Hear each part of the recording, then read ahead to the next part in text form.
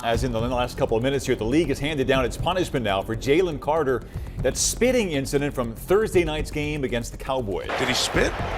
Did he spit on him? I think he did. Here you go. There you go. And the official was right there to throw the flag. So you were going to get tossed from the game? I heard the ref talking, and then I heard him say, this is a tossable offense or something like that, and that's when I knew. Did you have... The NFL season opener between the Philadelphia Eagles and the Dallas Cowboys was expected to be a night of celebration, probably the stupidest way to start a season in the history of football. You spend months grinding through training camp, sweating through endless reps, learning every detail of the playbook, and pushing your body to the limit just to be ready for opening night. Then, with the entire league watching, you let emotions and a lack of self-control take over, and 6 seconds in, you're walking off the field before you've even taken a snap. That's not just letting yourself down, it's letting your teammates, coaches, and fans down too. One reckless moment erased all that preparation and turned what should have been a statement into an embarrassing headline. The Eagles raised their Super Bowl banner, fans filled the stands, and the energy was electric. But before the game had even truly begun, the focus shifted away from football and onto one controversial moment. Jalen Carter, the Eagles' Pro Bowl defensive tackle, was ejected just 6 seconds into the game for spitting on Cowboys quarterback Dak Prescott. This incident instantly became one of the biggest stories in the league, not only because it involved two of the NFL's most high-profile franchises, but also because of how unusual the situation was. Spitting on an opponent is considered one of the most disrespectful acts in professional sports. It's rare, and when it does happen, it carries significant consequences. Jalen Carter's journey has been a mix of brilliance, tragedy, and controversy.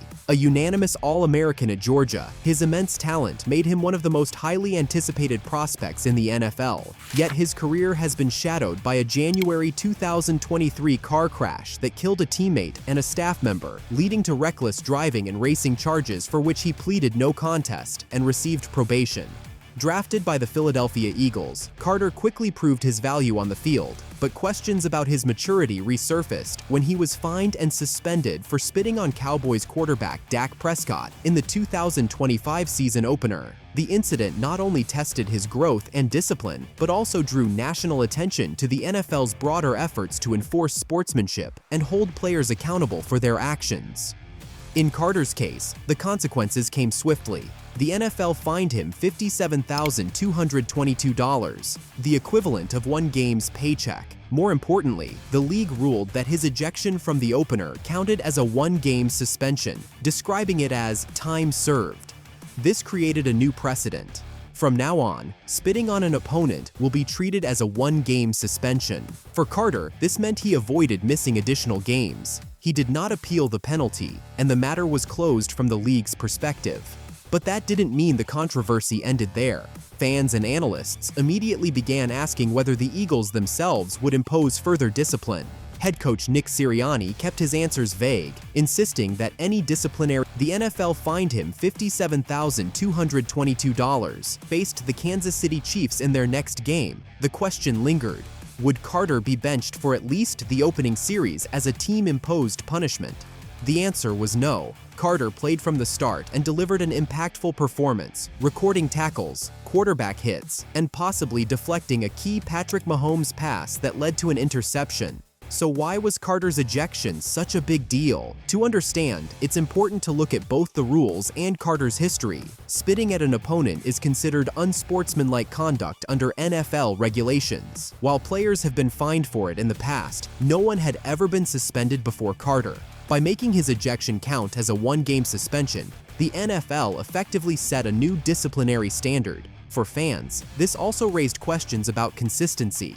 How should the league handle future cases? Was it enough to fine Carter and treat his ejection as punishment, or should more have been done?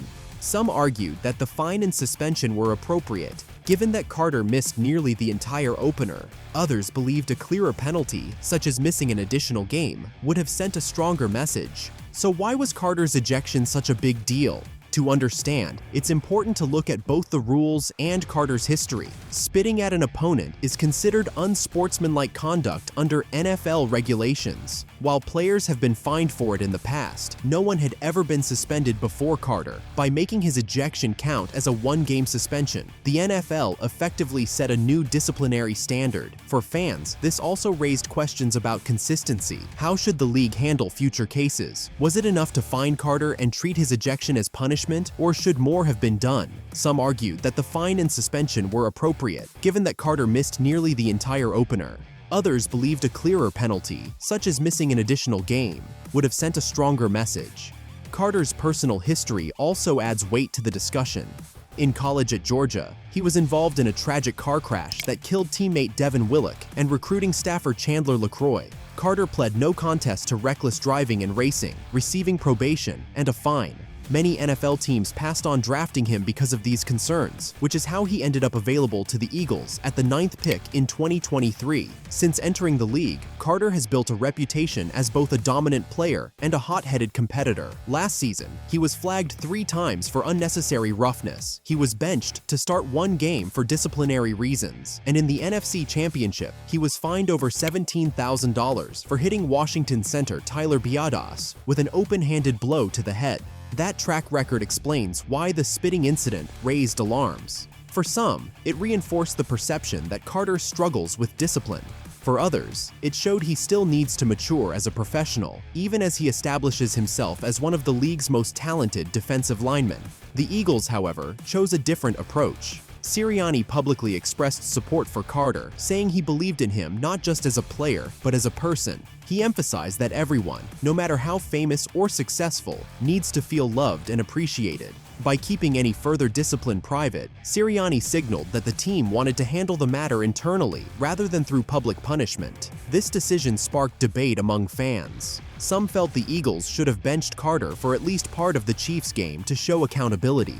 Others agreed with Sirianni, arguing that players often respond better to trust and belief than to public shaming. From an informational standpoint, this case highlights several important issues for the NFL. First, it shows how the league handles player conduct that falls outside of typical on-field penalties. Because spitting is rare, there was no clear precedent until now. The league's decision effectively sets a standard that future cases will follow. Second, it illustrates how individual teams balance league discipline with their own internal policies. The NFL handed down its punishment, but it was up to the Eagles to decide whether to add to it. In this case, they did not, preferring to keep the focus on moving forward. Third, it underscores how player reputations matter. Because Carter already had a history of disciplinary issues, this incident carried more weight than it might have for another player. Fans and media will continue to watch closely to see if he learns from the experience or repeats the same mistakes. The reactions of the players involved are also worth noting. Carter admitted his mistake and apologized, saying it would not happen again and that he felt he had let down his teammates and fans. Prescott, on the other hand, denied any intent to provoke the situation, clarifying that he did not spit on Carter and had no reason to do so before the game. Their responses helped to de-escalate the controversy, keeping it from spiraling into a longer feud between the teams. From a broader perspective, this incident reminds us of the unique pressures NFL players face. Emotions run high in rivalry games. The spotlight is intense, especially during a season opener with national attention. For a young player like Carter, that combination can lead to mistakes. The key question is whether he can channel his passion into performance without crossing the line again. The Eagles' decision to trust Carter may also reflect their understanding of his importance to the team.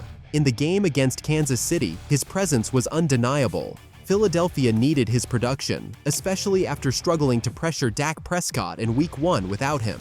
Carter delivered, proving that when focused, he can be one of the most disruptive defensive linemen in the league. For NFL fans, the takeaway is this: Jalen Carter's situation is both a cautionary tale and a test case. It shows the consequences of crossing the line with unsportsmanlike conduct, and it sets the stage for how the NFL will handle similar incidents in the future. At the same time, it demonstrates how teams choose to support their players, balancing accountability with belief. Carter is still early in his career. The Eagles drafted him because of his rare combination of size, speed, and power, believing they could help him grow past the concerns that caused other teams to pass on him.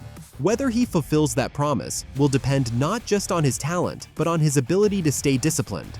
For now, he has avoided the worst-case scenario.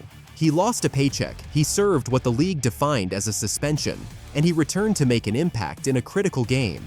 The Eagles stood by him, and his coach voiced confidence in his growth. But the spotlight will remain. Every penalty, every flag, every decision he makes will be scrutinized. Because in the NFL, talent alone isn't enough. Players must also prove they can control their emotions, represent their team with professionalism, and learn from their mistakes. Jalen Carter has the opportunity to do that. The question is whether he will.